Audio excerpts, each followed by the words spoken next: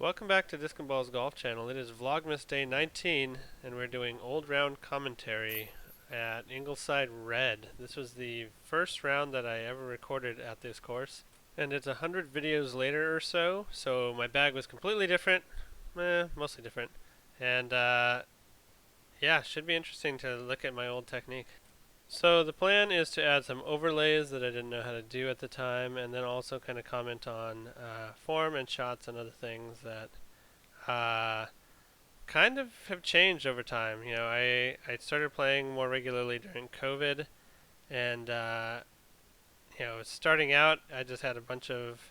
I used to play very occasionally with my brother, so we'll see. Coming off of basically brand new, probably like an 820 rated player at the time, something like that. We'll see kind of how things have evolved over time, including like disc selection and some other stuff. So hole one, 192 feet. Usually this is a Spikeiser, but I think the wind was doing weird stuff today, so I think it ended up being a Blizzard Katana. So it turns over immediately, burns out in the grass, and goes almost nowhere. So I don't know, maybe that's 80 to 100 feet off the tee. So I was realizing this is pre-microphone, so there's tons of wind noise, and it's also the beginnings of my editing. So I was always leaving way too much pre and post shot stuff in there. So this is a VIP harp. This is my old blue. It's a good harp angle. Lands a little long though, so we'll see how that turns out. So this looks like about 15 to 17 feet. I was kind of nervous because on UDisc it says I've never bogeyed this hole. So I was like, well, maybe I didn't record this round or something in UDisc. And I had. So number two is 347 feet. And there's a low technical route or just a high route over the top. In some tournaments, they do 2 meter rule to discourage people from getting too feisty over the top. And maybe penalize you for just throwing one down there and hoping it lands or hoping it ends up in the middle somewhere. In this case, I was going with an Onyx that I got from Zach that I really liked, and wow, that's nose up. Yeah, the fucking face palm, absolutely just perfect reaction to that. So that's a lot of work left. It's not the worst because the right side's all open. Currently, that'd probably be a harp for me that I would just throw down at that first tree on the right side. Just let it fade back toward the basket. Apparently for me, I use a verdict. I think I had just gotten it. And, oh dear, standstill. Standstill kind of blocking the camera. That's ill-advised by my current standards. Let's see. Wow, from hip level, I don't do that anymore. Wow. Yeah, nowadays I throw almost at shoulder height for my standstills, and yeah, I don't think I almost ever do anything at hip level in that regard. So anyway, this should be a fairly routine up and down. Going with the hunter, I would probably forehand a harp, modern, currently. I think I'm trying to make this. This is bold. And it looks like I was trying to do my old shuriken type technique, down to the left side. Now I release that on Annie, so that's like a prototype of like a current throw that I use for longer putts. I wouldn't use it there because I usually throw it higher. There we go. That's the wizard. Wow, that was still putting with black wizards, or a black wizard back then. Yeah, back before I found the voodoo. So, shit, I hadn't even been paying attention to that. So, hole number three is a big, it's a big left to right hole, 280 feet. And typically nowadays I throw a destroyer. Right here it says, or I say like in the actual round commentary, that I throw a Firebird. That will almost, I don't know if I can get one there with the Firebird as it is, but I guess it's depending on the wind. So, um, yeah, the destroyer just glides a little farther. The Firebird turns out quicker. And wow, that's early. It waggled enough to stay okay. looking at it more closely, it was actually a little force flex, which that's kind of cool. I don't throw that anymore, so neat to see me do something. That's a practical shot for that hole. And so this leaves me about a 40, 45 footer. Looks like it's a left to right wind, which is brutal. That's so high in the air. Old me didn't understand that a left to right with a little hyzer angle is just going to get slapped down. And so we run out there, we mark that bad boy, toss in the par.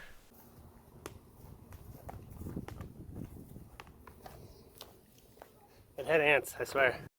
An aspect of this that I'm finding hilarious is that I didn't understand. I mean, I did understand, I did recognize, but I didn't pay attention to the fact that there's a slight delay when it comes to when I hit the record button and when it'll start picking up the audio. So a lot of the early parts of my commentary are kind of cut off because I just hit the button and start talking right away. Right here I'm showing the kind of the path on number 4. I have a drone fly through now, so that's fancy. But basically, we're going over the top, landing in this middle central area. And if you landed in here somewhere safe, you then have a bit of a tunnel shot eventually. Gosh, would you please move the fucking camera? Like, thank you. Tunnel shot down to the basket. So I was mentioning that in the actual round that I lost my first ever Explorer in Duckship Pond at Westgouth, and so I was using an Onyx instead. But man, yeah, it was such a cool double stamped Explorer, and I never found it. And I tried doing some fishing, tried doing some digging, tried doing everything I could just about. Never found it. Gosh, would you throw already, dude? Like, holy shit. I think the Onyx is the wrong play in this wind anyway. Actually, that's a good angle. That should get pushed down. I mean, looking, I'm like, is that good? Is it okay? Okay, shit, yeah. It's actually a really good position. It's, I could afford to be about 7 feet left from there. But it actually gives a pretty reasonable tunnel shot. This would be an outstanding par to pull off. Wait, it seems like I'm throwing a buzz here, which, oh. So, that was the wrong disc entirely. And it would have been a standstill. It should have been a standstill. Did a run-up buzz. The Claymore, I don't bag the buzz anymore because the Claymore does the same thing, but it's glidier. Same kind of flight, but it turned, the buzz turned over a tiny bit. Stuck on the right side. Yep, that's what'll happen. Good luck making par from there, buddy. You should have thrown just something stable on a little Annie down the tunnel, let it flex out, end up left of the basket pin high. That would have been great from there. Instead, we're trying to run this Hunter. Damn.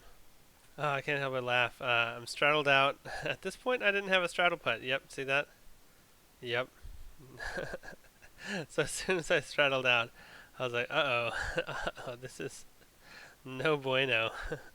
The speed at which I hustled up there is not very encouraging. Looks like I might be rushing it and blocking the putt. Double whammy of go in? Go in? Okay, it fell in. That's good. Oh yeah, but run up to the left side so that we can see me pull it out of the basket. Awesome. Hole 5 is such a fun hole. Is this the one that I do the ghetto drone fly through? It is. I think I made that sound effect during the thing too. So, yeah, apparently the image stabilization wasn't as reliable. Yeah, so it's 180 something feet. Okay, yeah, skip to the next scene. So apparently I'm fan gripping a Hunter here, which is, it's a good call. Fan grip I haven't used in a little while. Kind of got away from it because I hated the variability in distance and whatnot, so I basically just, for all these shots I use a power grip now, the 4-finger power. And but the Hunter still is a good play. Should turn over and get to the right. And I'm still being annoyed by mosquitoes apparently at this point in the round. I think this is before I started carrying bug spray just 100% of the time. So, all right. That's a very low turnover, but not bad. It hit the gap and it's low and safe. That's actually better than probably my last 4 throws. A year later.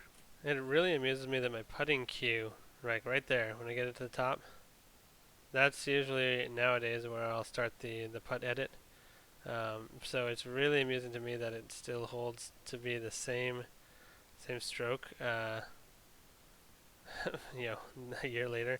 Hole 6 is 242 around this corner. Kind of usually good to play it at that street sign out there. Just throw a forehand, let it move right. As long as you get it around the corner, yep, that's the finger there. As long as you get around the corner to the right side, it should get around toward the basket. Missing inside is trouble sometimes because it can block off any approach. But going OB left into the street is definitely worse. And here comes that Firebird again. Good line. Actually, that is right on the inside. Just tracks around that tree. Looks really good. So being tucked over in those trees is a pretty good position. There is that overhanging branch that can cause issues depending on... I don't remember if I had a high putt at that point, but um, the... Yeah, I'll have to keep this low. And looks like I'm straddling again. Uh-oh. From about 13 feet. Got it. That feels good. Yeah, run that in, buddy. Woo! Hole 7 is 169 feet. I almost throw a vertical spike hyzer on this now. A grenade's not a bad option either. I'm just talking about maybe the low line through the trees. Please don't do that. I don't remember what I did here, but please don't try and shoot the gap there. Just use that airspace. Take advantage of it. There's so much sky. Throw it at the sky. Okay, looks like I've got the Firebird out and a thumber grip, so that's good as long as I put it out far enough to the left. That is way short, I think. Whoops. So when the 2-meter rule is in effect, this is kind of what gets people, is you'll throw something too lightly and it'll end up in a tree. I've seen putts get lifted in the wind and end up in a tree just over 2 meters. That's always a kick in the nuts to have happen. This should be a pretty basic par, just a boring up shot. Hunter, yep, there we go. So with the Hunter, I'm going to have to go either low left or high right. Looks like I go hyzer. Not a bad bid, really, for that position.